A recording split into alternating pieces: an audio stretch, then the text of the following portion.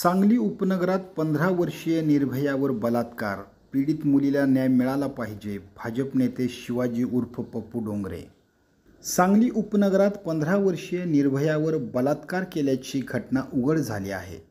हा बलात्कार रेकॉर्डवरील गुन्हेगार संजय प्रकाश माने वय 35 राहणार चिंतामणी नगर झोपडपट्टी याने केला आहे, असे पीडित मुलीने संजयनगर पोलीस ठाण्यात दिलेल्या तक्रारीत म्हटले आहे।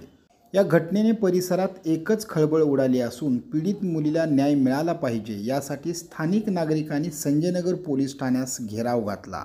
पीडित मुलीला न्याय मिळालाच पाहिजे, आरोपीला फाशीची शिक्षा द्या, अशा घोषणाबाजी यावेळी करण्यात आल्या।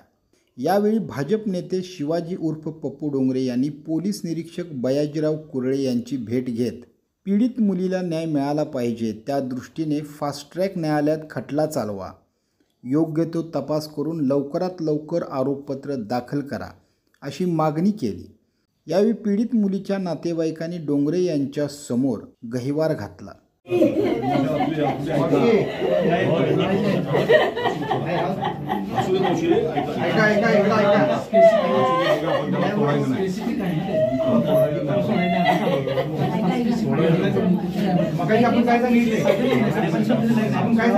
डोंगरे यांनी त्यांचे सांत्वन करत आम्ही आपल्या पाठीशी उभे आहोत असा विश्वास दिला।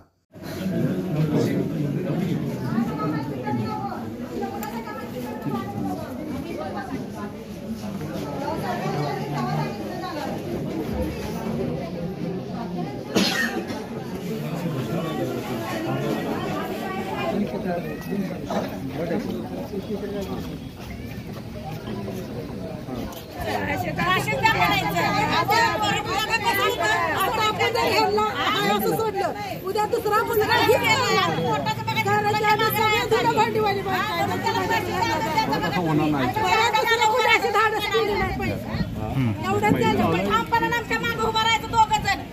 आम्हाला न्याय तुम्ही निवडून द्यायचे, फाशीचा त्याला आदेश सोडायचा तुम्ही, आमची मुलं आम्ही सोडून पोटाला जातात।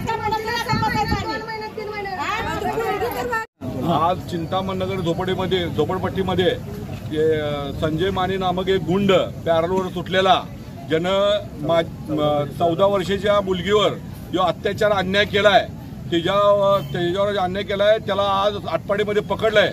परंतु 1 महिन्याच्या आत फास्ट ट्रॅक कोर्टमध्ये ती केस चालवून त्याला फाशीची सजा झाली पाहिजे, अशी आमची भारतीय जनता पार्टीच्या वतीने मागणी आहे।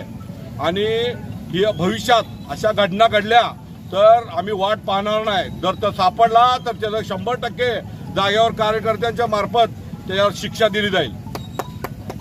रीतसर तिथे व्हिडिओमध्ये दबाव घेतलेला आहे आणि आता पंचनाम्यात लिहिलेला आहे। साहेबांनी सांगितलं जागेवर जाऊन पंचनामा करून त्याच्या केस जास्तीत जास्त लवकर कोर्टात पाठवून त्याच्यावर सजा आम्ही करायला प्रयत्न करतोय, असं आश्वासन त्यांनी दिलेलं आहे।